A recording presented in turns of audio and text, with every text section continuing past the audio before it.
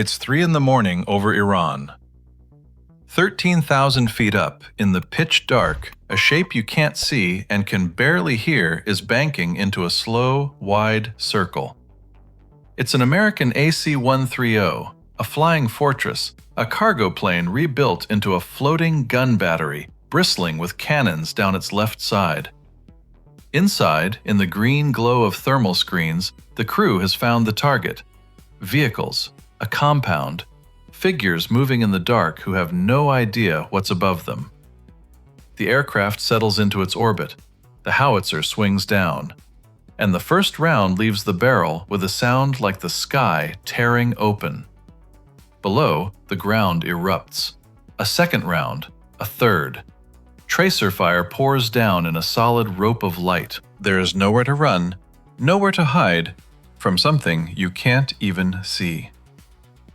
In these first few seconds, it looks exactly like what this machine has done 1,000 times before.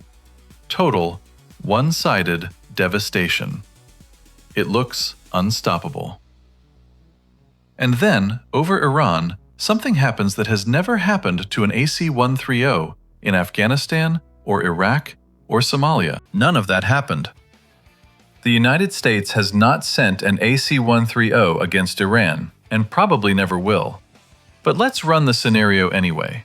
Built entirely on real numbers, real Iranian air defenses, and a real night in 1991 that proves how it would end. So picture it as if it were true, and let's play it out. To understand why those first few seconds looked so devastating, you have to understand what this machine actually is. Because in the right war, the AC-130 is one of the most terrifying things in the sky. Start with the concept. Take a C-130 Hercules, a big 4-engine cargo plane, and instead of filling it with pallets, you fill it with artillery. You bolt heavy guns along the left side of the fuselage, all aimed out the same way. Then the whole aircraft becomes the weapon. It flies in a wide circle around a target, banked over on its side, so every gun stays pointed at the same patch of ground the entire time. And these are not small guns. The AC-130 has carried autocannons that fire hundreds of rounds a minute, and, most incredibly, a 105mm howitzer. That's a field artillery piece, an actual cannon, the kind armies tow behind trucks, mounted inside a flying airplane and fired out the side. A shell arriving at supersonic speed, from the dark with no warning. Then there are the eyes. The crew watches the ground through infrared and low light sensors that turn the blackest night into daylight. They can see a person walking, tell the difference between someone armed and someone not, track a vehicle for miles. The gunship hunts at night precisely because darkness, which protects everyone else, protects it too, while its sensors strip that darkness away from everyone below. And it doesn't strike and leave, it loiters. It can stay over a target for a long time, circling patiently, raining precise fire for as long as it's needed, at a cost of a few $100s a shell, instead of tens of thousands for a guided bomb. In Vietnam, gunships were credited with destroying more than 10,000 trucks. Over Panama, Somalia, Iraq, Afghanistan, when American troops on the ground were in trouble and heard that engine droning in a circle overhead, they knew help had arrived. When the AC-130 is above you and the sky belongs to America, you are simply out of options. So in our scenario, over Iran, those first minutes go exactly the way they always have. The monster does what the monster does. But it's about to meet the one thing it was never built to survive. Here's where our imagined night stops looking like Afghanistan. In every war where the AC-130 became a legend, one thing was always true. America owned the sky. The enemy had rifles, machine guns, maybe a few shoulder-fired missiles. Dangerous, but scattered and short-ranged. Above a few thousand feet, the gunship was essentially safe to do its work. Iran is not that. Iran has spent decades building one of the denser air defense networks in the region. Layers of radar and surface-to-air missiles designed specifically to reach up and kill aircraft at exactly the kind of altitude a gunship flies. This isn't a man with a rifle squinting into the dark. This is a system built to find planes and destroy them. And the moment our AC-130 starts its firing orbit, it does something fatal. It announces itself. The muzzle flashes, the stream of tracer fire pointing straight back up to its position like a glowing arrow.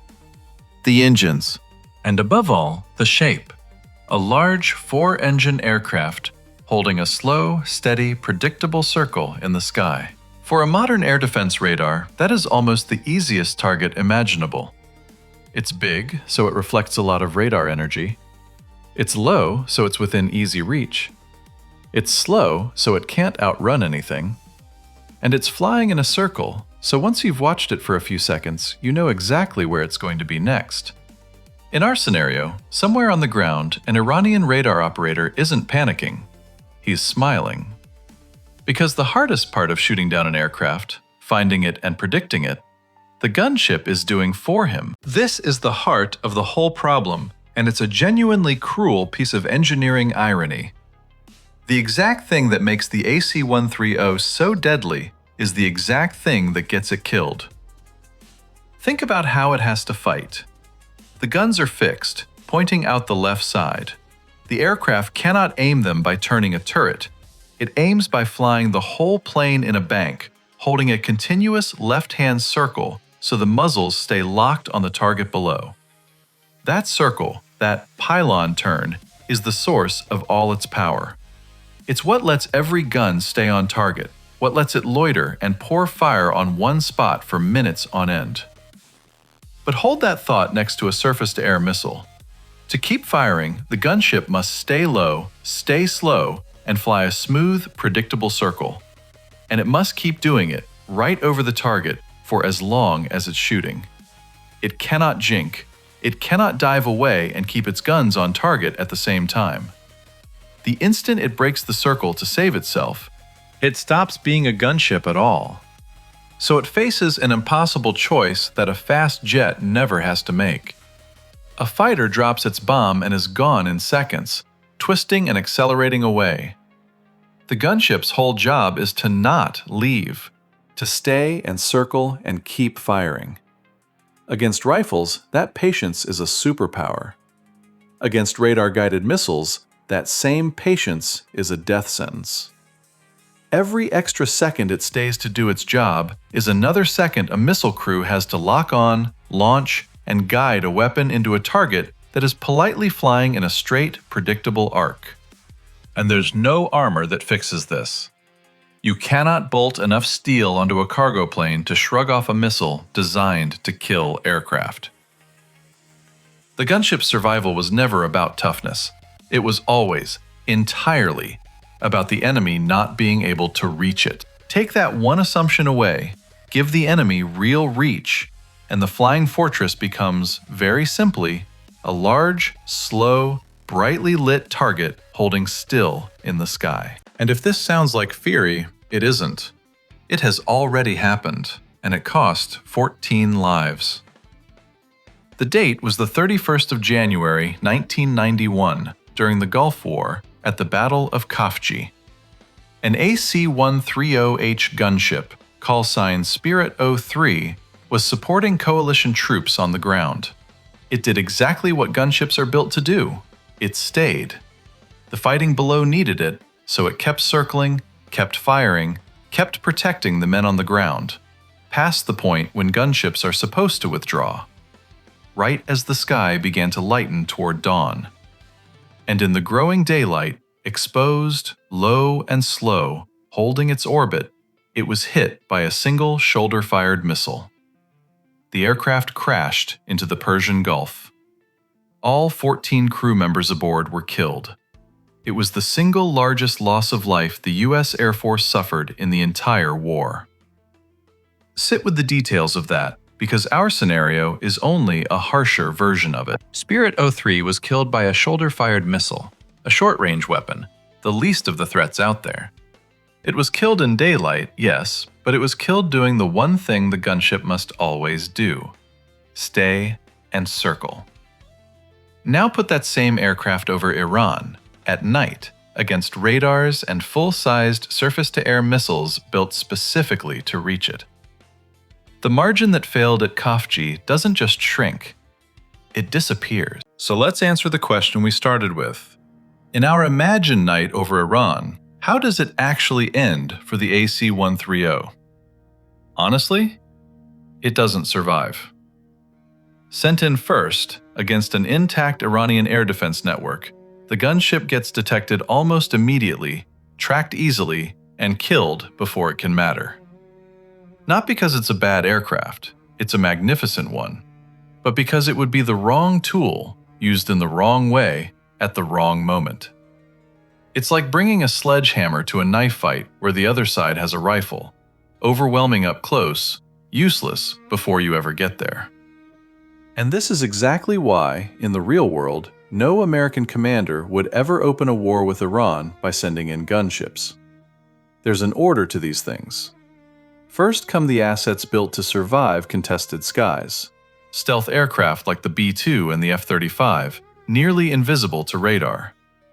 Electronic warfare planes like the Growler, whose entire job is to blind and jam enemy radar. Missiles and aircraft dedicated to hunting and destroying those surface-to-air missile sites, one by one. That whole violent, invisible campaign has to happen first, tearing down the air defense network piece by piece. And only then, once the sky has been pried open and the radars are dead and the missile sites are rubble, only then does the AC-130 come in. Not first, last. Once someone else has turned Iran's sky back into the kind of sky where the gunship is a god again. Sending it in before that isn't a bold move. It's just sending 14 people to repeat Spirit 03. Now, the Air Force is not blind to any of this. It knows exactly how vulnerable the gunship is in a place like Iran, and it's actively trying to solve the problem. The solution is fascinating because it changes what a gunship even is. In 2025, the newest gunship, the AC-130J Ghostwriter, test-launched something new, a small cruise missile called Black Arrow, fired right out of tubes on the aircraft's rear ramp. And that little missile might be the most important thing to happen to the gunship in decades. Because it means the AC-130 no longer necessarily has to fly directly over the target to hit it. Think about what that changes. For its entire history, the gunship's power and its weakness were the same thing. It had to be right there, low and circling, to bring its guns to bear. A standoff missile breaks that link. Now, in theory, the gunship can sit far away, outside the reach of those surface-to-air missiles, and still reach out and strike. It can hunt from a distance instead of from directly overhead. It's the aircraft trying to escape its own fatal flaw. It may never be a first night over Iran weapon. That's not what it's for. But learning to sting from range is how a low, slow legend from the Vietnam era stays useful in a world full of radars and missiles that would happily kill it up close. So step back out of the scenario and look at what this thought experiment actually taught us, because it's bigger than one airplane. The AC-130 is not weak. Put it in the war it was built for: friendly skies, ground troops who need help, an enemy without real air defenses, and there is almost nothing more devastating in the entire American arsenal. It is a god of that battlefield. The scenario we ran doesn't prove the gunship is bad. It proves something more useful: that there is no single best weapon. There is only the right weapon for the right job. Send a stealth bomber to loiter low over troops for hours, and it's a waste. Send a gunship into an intact air defense network, and it's a coffin. The B-2 gets you in. The Growler keeps you alive. The gunship finishes the job, but only after the others have done theirs. Each one is nearly useless in the other's role, and nearly unbeatable in its own. That's the real reason a matchup like Gunship versus Iran is so revealing. Modern war isn't about which machine has the biggest gun. It's about sequence, about who controls the sky, and in what order the pieces are used. The side that wins isn't the one with the scariest single weapon. It's the one that understands exactly what each of its weapons is for. So, what if the United States really did send an AC-130 against Iran? In the opening seconds, it would look exactly like our cold open.